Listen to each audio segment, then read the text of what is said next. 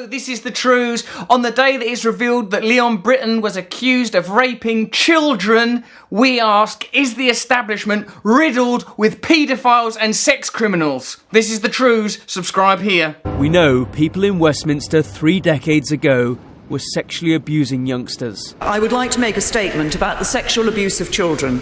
Allegations that evidence of the sexual abuse of children was suppressed by people in positions of power. The accusation itself was brought to public attention by MP Tom Watson. He said he spoke to 2 people who claimed they were abused by the Conservative peer, including a witness known as Nick, who has allegedly been attacked more than a dozen times as a boy, and seen the politician assault others. There are apparently other witnesses who wouldn't be reliable in a witness box because they seem to be sort of like traumatised, almost like something really bad happened to them when they were children. You're not a reliable witness, look at you. You're jittery, you're on drugs, you've become a sex worker. Very suspicious. First, that in the 1980s, the Home Office failed to act on allegations of child sex abuse. And second, that public bodies and other important institutions have failed to take seriously their duty of care towards children. As I do so, I want to set 3 important principles. Well, we can trust this person to set out important principles. This is a member of the Tory government. One thing that Watson said about Leon Britton is, it's not for me to judge whether the claims made against Britton are true. It's for the police to investigate these claims as they continue to do so, but I believe the people I've spoken to are sincere. Well, I think it is for me to judge. I think the claims are true. If you get 4 people making these allegations, 2 of them a little bit jittery because they've had lives of abuse, continual claims that the care homes, the most vulnerable people in Britain, the most vulnerable children in Britain, were exploited as a resource by powerful establishment figures, the same names cropping up time and time again, people at the heart of government, the heart of the establishment, even members of the aristocracy and royal family itself. Seems like there's something in it. First, we will do everything we can to allow the full investigation of child abuse. Yeah, everything we can. Oh, except there's like these files that are shut till 2056. Like, look, there's these files where you can't, look, allegations of buggery, impersonation of a police officer. The files can't be released for 87 years. This is on public records, you can check this. What could be in these files that's so disturbing that you're not allowed to look at it till you're really, really old? Right, now that you're really, really old and you don't care and you're living in a dystopian future where you're just living on powder because society's been destroyed, guess what? All them MPs, they was having it off with kids. Oh, there's nothing I do about it now. I'm floating along on an iceberg with a polar bear. And the prosecution of its perpetrators. And we will do nothing to jeopardise those aims. Nothing except with losing files, suppressing files, and we're paedophiles. Second, where possible, the government will adopt a presumption of maximum transparency. Makes you wonder why the House of Commons was so sparsely attended for this particular debate. Where were all the others? We could come to this debate for whether or not there's high-level corruption for MPs and members of the establishment having sex with children, but, you know, gotta have a hobby. I'm absolutely determined that we're going to get to the bottom of these allegations and we're going to leave no stone unturned. So we're going to leave some stones unturned for 50 years and suppress files. We know of at least 2 situations where the state stepped in to prevent justice being pursued. For example, Special Branch suppressed a criminal inquiry into Cyril Smith. That's proven. There was a state interference with a witness for a case brought against Jeremy Thorpe, who was an MP, like, 20 years ago or something.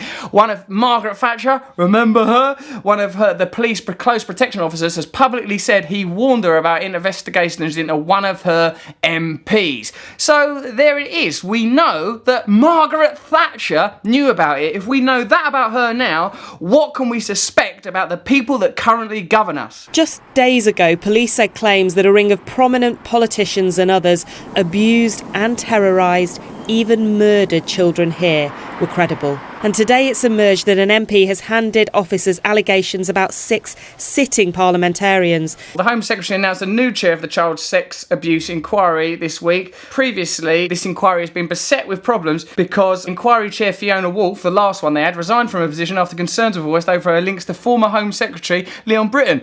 They keep putting people in charge of the inquiry that've got links to paedophiles. Okay, who's best to look into whether or not there are paedophiles in the establishment? Could we get someone who's not a paedophile?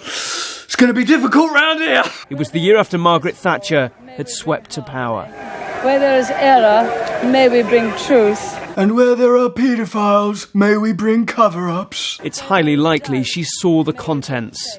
Documents prepared for the Prime Minister about the sexual practices of somebody of note. 35 years on, it's still classified on grounds of national security. When they say grounds of national security, what they mean is if you found this stuff out, you'd be so outraged you would overthrow the government, you would refuse to cooperate, you would walk out of your job, you would be so despondent and disgusted, you'd demand an entirely new system. And that'd be a shame, because in all other areas, our governments are doing really, really well and have proven themselves to be trustworthy. It's just the kid fucking, really. The file is held by officials based here at the Cabinet Office on Whitehall.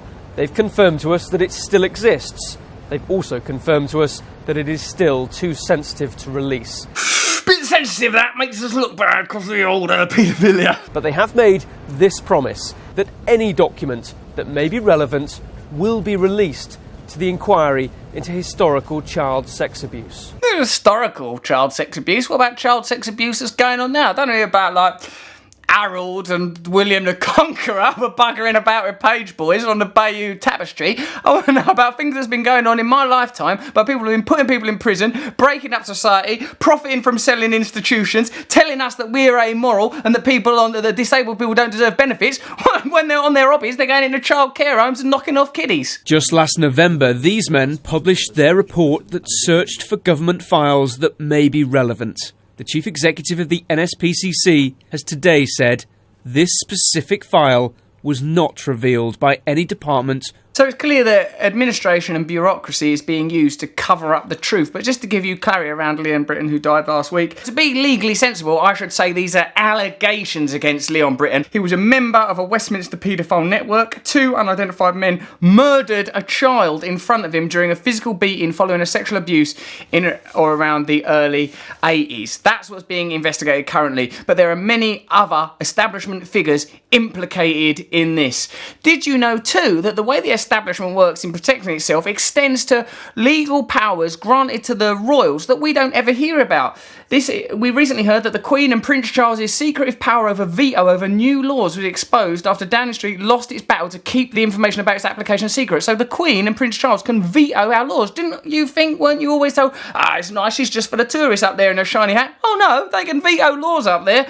Well, hopefully no members of the royal family then are involved in scandals that would make that beneficial to them. Prince Andrew may have immunity from prosecution of having sex with an underage girl and for his alleged involvement in an international sex trafficking ring because of his relationship to his former pal Jeffrey Epstein. What this all points to is a class of people that are above the law, that live in our country but are above our laws. Establishment figures that behave how they want while condemning us but themselves are exempt from laws and prosecution, being offered immunity from prosecution if they're members of the right family. We know then that there are 4 people that allege that Leon Britton is a child rapist and witnessed a child murder. We know that there are other MPs who have been protected by state intervention. There are rumours and speculation that many, many more MPs are involved. They can't even find someone to chair an inquiry who isn't linked into paedophilia. So what we are living in is an establishment that's rife with corruption on a financial level, but more importantly than that, on a sexual level, on the most basic taboos of our culture. How can we trust these people? How can we vote for them? How can we not instigate massive change now? That's some true news.